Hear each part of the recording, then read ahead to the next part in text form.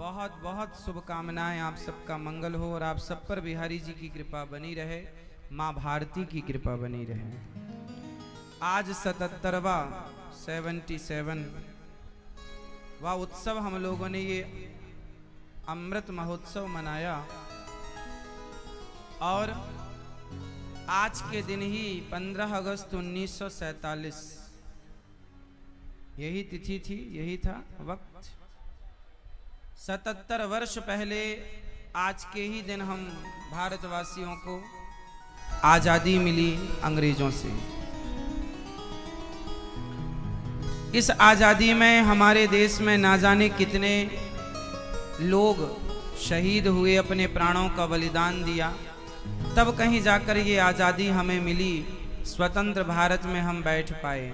इसलिए आज के दिन कम से कम अपने उन जवान शहीदों को याद किया करो और देश की सेना के प्रति, देश के जवानों के प्रति एक सम्मान की भावना रखा करो।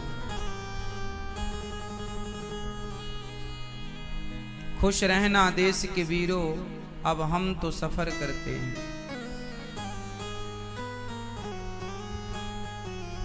इसलिए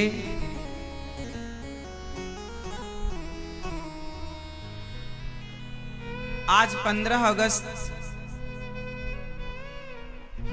वो दिन है जब हम भारत की उस मिट्टी को प्रणाम करें जिस माटी ने हमें इतना कुछ दिया है। भारत से श्रेष्ठ इस धरती पर कुछ नहीं है। धरती तो पूरे में है, सब जगह है।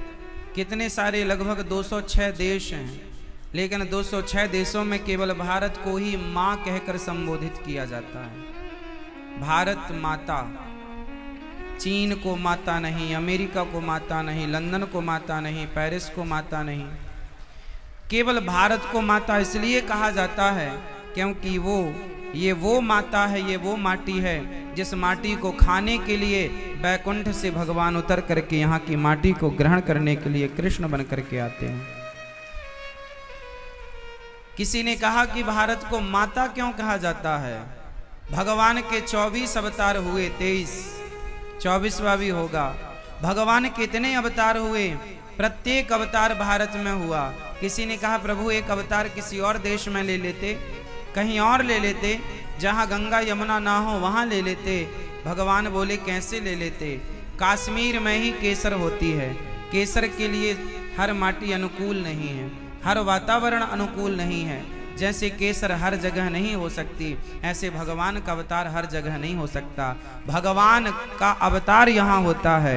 ये भगवान को भी जन्म देने वाली माटी है, इसलिए इसका नाम माता है। इसलिए भारत माता कहते हैं इसे।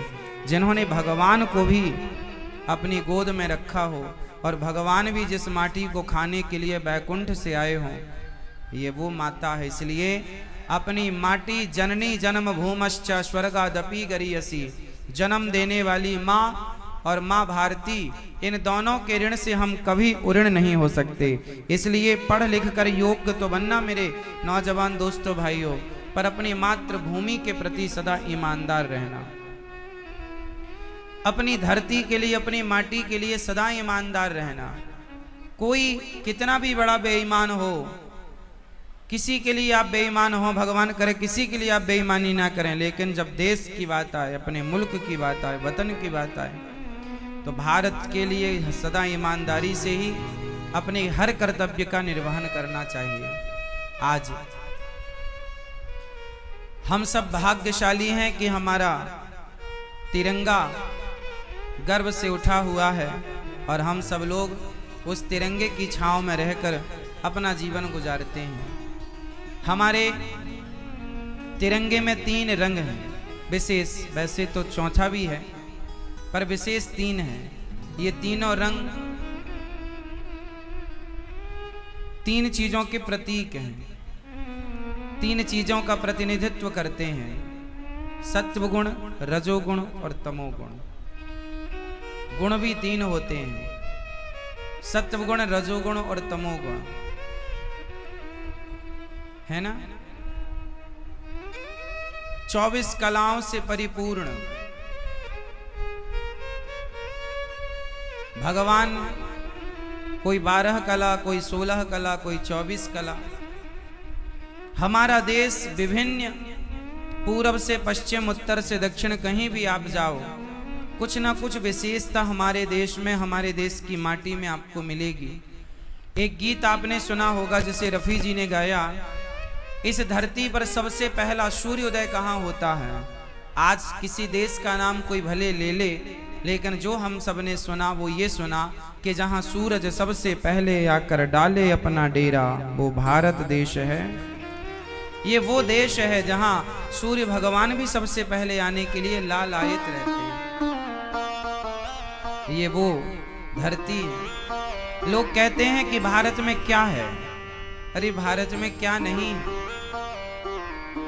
अच्छा आप लोग बताओ भारत में क्या है, बताओ क्या है भारत में? आप बताओ भारत में क्या है? क्या है? देवभूमि है, क्या है भारत में? क्या है? अच्छा ये बताओ भारत में क्या नहीं है?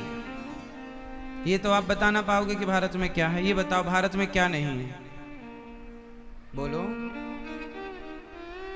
अब हम बताएं भारत में क्या है। सुनो, जो लोग अमेरिका, लंदन, पेरिस चले जाते हैं वो कहते हैं अरे विदेशों में बड़ा अच्छा है, वहां अच्छा है। भारत से अच्छा कुछ हो नहीं सकता। एक सज्जन बोले महाराज जी, भारत देश में इतनी पूजा पाठ करने वाले लोग रहते हैं, अमेरिका, जापान में कोई पूजा पाठ नहीं है, कोई व्रत उपवास नहीं है, लेकिन वो इतनी सक्सेसफुल कंट्री है, वहां इतना धन है, इतना पैसा है, इतना लोग वहां संपन्न हैं, और भारत में इतनी गरीबी है, इतना परेशान है भारत। भारत को कुछ लोग कहते हैं ये गरीब देश है, अन्य कंट्रियों को लोग कहते हैं ये अमीर देश है। अच्छा आप बताओ, आप लोग अमीरी और गरीबी का पैमाना किससे तय करते हैं? आपके लिए अमीरी और गरीबी को तय करने के लिए क्या है? केवल पैसा। आप लोग सोचते हैं कि जिसके पास ज्यादा पैसा वो ज्यादा अमीर, जिसके पास कम पैसा वो गरीब। आपका यही है, यही कसौटी है आपकी, पर ये सिस्टम ही गलत है। आज मैं आपको बताता हूं कि अमीरी क्या है और गरीबी क्या है, और फिर आप बताना कि भारत कब गरीब था। सुनो, हम भारतीय लोग जो हैं, जो हमारे संस्कार हैं, जो हमारी संस्कृति है, वो कहती है कि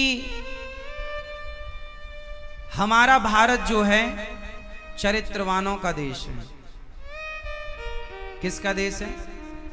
जोर से। आप पूरी दुनिया में घूम के आना, आपको विधवा स्त्री कहीं नहीं मिलेगी भारत के अतिरिक्त। मिलेगी? भारत के सिवा आपको विधवा स्त्री दुनिया के किसी कोने में मिल जाए तो मुझे बताना। बताओ क्यों नहीं? बोलो, क्यों नहीं मिलती विधवा स्त्रियां? क्योंकि विदेशों में कोई विधवा होती नहीं है। एक पति चला गया तो दूसरा जिंदाबाद, दूसरा गया तो तीसरा जिंदाबाद, तीसरा गया तो चौथा जिंदाबाद। वहां कोई विधवा नहीं होता। हाँ, लेकिन हमारे देश में स्त्रियां विधवा हो जाती हैं। क्यों?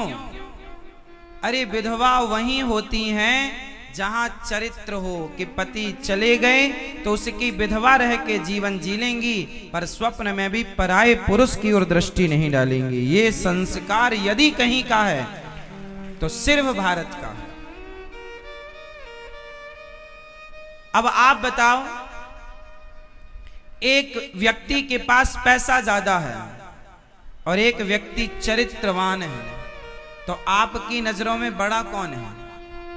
पैसे वाला या चरित्र वाला?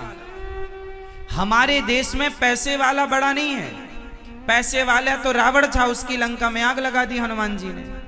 और बनवासी राम थे, जिनके पास घास की झोपड़ी थे, उनके चरणों में जाकर हनुमान जी बैठ गए। वो हनुमान जी जो उन घर में घुस के मारते हैं लंका वालों को, जो सोने की लंका में आग लगा देते हैं, जिनके पास अष्ट सिद्धि नवनिधि के दाता, जो सब कुछ करने की सामर्थ्य रखते हैं, वो हनुमान जी वो घास की कुटिया में रहने वाले राम जी के चरणों की सेवा करते हैं। क्यों? क्योंकि राम जी का चरित्र श्रेष्ठ है। राम चरित्र सुनवे को रसिया, और राम लखन सीता मन।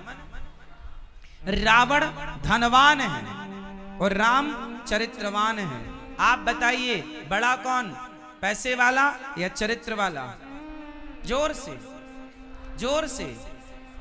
हाँ, और आप लोग कहते हैं अमेरिका, लंदन, जापान इत्यादि जो भी हैं विदेश, उनको आप कहते हैं अरे बहुत पैसा। अरे पैसा तो वैश्या के पास भी बहुत होता है। आपके क्षेत्र की कोई वैश्या होगी, उसके पास आप लोगों से ज्यादा धन होगा, तो आप उसे बड़ा मान लोगे? इसलिए भारत पैसे से कभी, भारत ना पैसे को कभी महत्व देता ही नहीं है।